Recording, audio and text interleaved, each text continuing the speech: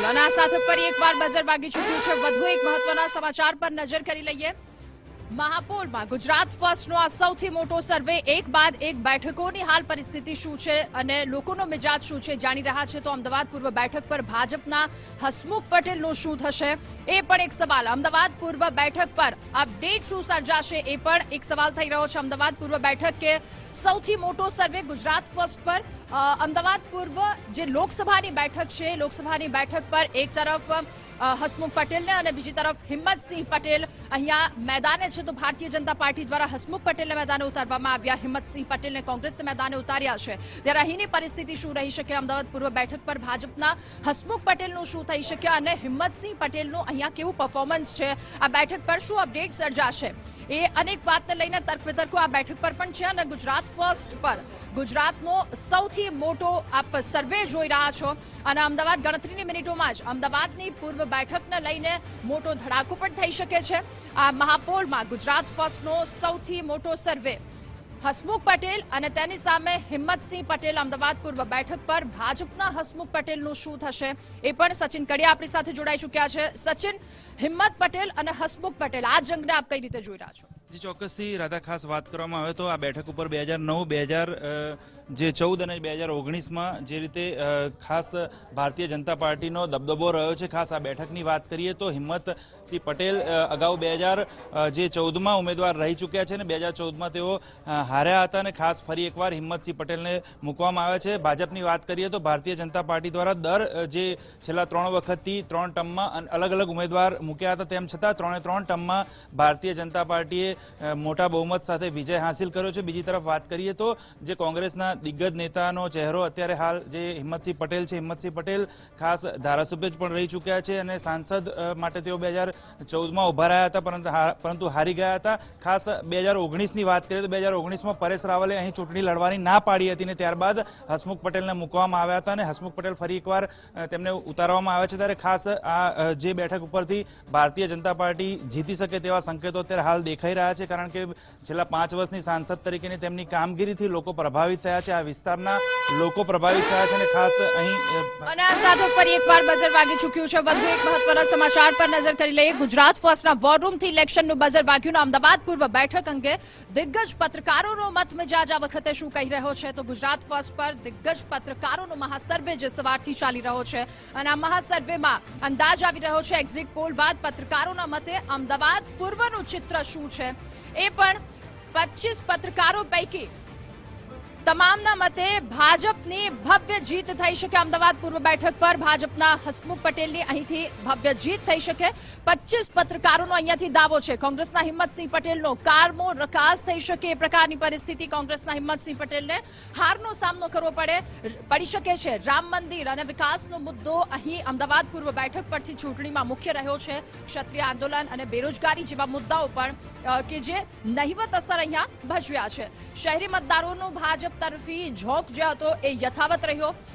25 પૈકીના 20 પત્રકારોના મતે ભાજપની 2.5 લાખની મતે લીડથી તેઓ જીતશે તેવો દાવો કરવામાં આવી રહ્યો છે। 4 પત્રકારના મતે 1 લાખ, એકના મતે 1 લાખની લીડ અને અમદાવાદ પૂર્વ બેઠક અંગે દિગ્ગજ પત્રકારોના મત, પત્રકારોનું શું કહેવું છે, એમનો અંદાજ મિજાજ શું છે એ જણાવ્યું ગુજરાત ફર્સ્ટ પર દિગ્ગજ પત્રકારો કે જેમનો મહાસર્વે અને પત્રકારોનું શું માનવું છે એ પત્રકારોના માનવા પરથી અમદાવાદ પૂર્વનું આ વખતેનું ચિત્ર શું છે, ચિત્ર સ્પષ્ટ રહ્યું। 25 પત્રકારો પૈકી તમામના મતે અહીં અમદાવાદ પૂર્વ બેઠક પર ભાજપની જીત થઈ શકે એ વાત અહીંથી સ્પષ્ટ છે। અહીંયા રામ મંદિરનો મુદ્દો હોય કે પછી વિકાસનો મુદ્દો અહીંયા ભાગ ભજવી ગયો છે અને હિંમતસિંહ પટેલની કારમી રકાસ થઈ શકે, એમની હાર થઈ શકે એવું પત્રકારોનું માનવું છે, કારણ કે આ બેઠક પર બેરોજગારીનો અને બીજો મોંઘવારીનો મુદ્દો જે ઉઠાવવામાં આવ્યો હતો એ મોંઘવારીનો મુદ્દો ક્યાં કેટલી બધી અસર ન કરી શક્યો। કિશન, આપના મતે અમદાવાદ પૂર્વ બેઠકનું લઈને શું કહેવું? આ બેઠક પર કંઈ કહેવામાં એટલે જ નથી રહેતું, કારણ કે આ અમદાવાદ સહિતની બેઠકો એ ભારતીય જનતા પાર્ટીનો ગઢ છે। ભાજપ કોઈ પણ ઉમેદવારને અહીં ઉભો રાખે એ જીતશે। અમદાવાદની જે આપણે વાત કરી રહ્યા છે એ બેઠક પર પણ ભારતીય જનતા પાર્ટીના જે ઉમેદવાર છે એ પૂર્વ બેઠકના ઉમેદવાર, એમની જીત અહીં નિશ્ચિત મનાઈ રહી છે। જે HS પટેલ છે, હસમુખ પટેલ, બીજી વખત ભારતીય જનતા પાર્ટીએ એમને ટિકિટ આપી છે। રાધા, આ બેઠક ઉપર ઉમેદવાર કોણ છે હાર જીત મહત્વનો નથી, આ બેઠક ઉપર ભારતીય જનતા પાર્ટીના દરેક વ્યક્તિને ટિકિટ મેળવી છે.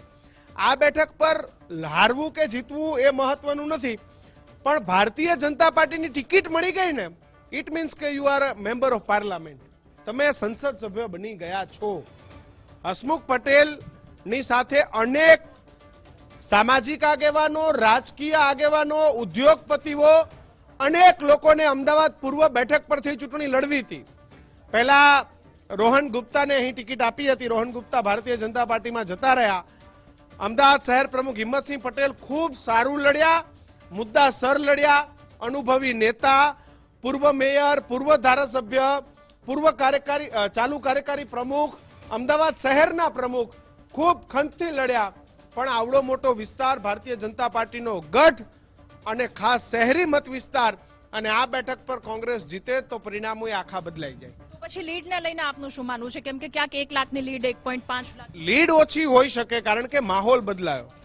સક્રિય સમાજે અમદાવાદની અંદર પણ ખૂબ બહોળા વિસ્તારમાં રહે છે. આપણે જોયું નિકોલ નરોડા સહિત અનેક જગ્યાએ સક્રિય સમાજે આંદોલનો કર્યા. પણ લીડ જે હું માનું છું, મારું પર્સનલી માનવું છે 2.5 થી 3 લાખની લીડ એ આ બેઠક ઉપર ચોક્કસ નિશ્ચિત હશે. કારણ કે આ શહેરની બેઠક છે.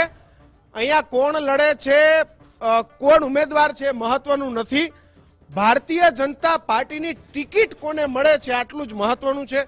કોઈ એમ કે હું મોટો નેતા છે ને હું અમદાવાદ પૂર્વ જીતી બતાવું, તો ભાજપમાંથી કોઈ અમદાવાદ પૂર્વ કે પશ્ચિમ જીતી બતાવે એ મોટો લેતા નથી. પણ અહીંયા ટિકિટ કોઈને પણ મળે, કારણ કે આ ભાજપનો ગઢ છે. કોર્પોરેશન ભાજપની, ધારાસભ્યો બધા ભાજપના, જિલ્લા પંચાયતને તો શહેરમાં લાગતું જ નથી, પણ આખી કોર્પોરેશન ભાજપની, તમામ ધારાસભ્યો ભાજપના, પૂર્વ બંને સાંસદો પણ ભાજપના, અને ફરી હસમુખ પટેલને ટિકિટ મળી એટલે ભારતીય જનતા પાર્ટીની જીત નિશ્ચિત છે. લીડ એ 2 લાખ 2.5 લાખ અથવા તો ઓછી પણ આવે, પણ 2 લાખની લીડ એ નિશ્ચિત છે.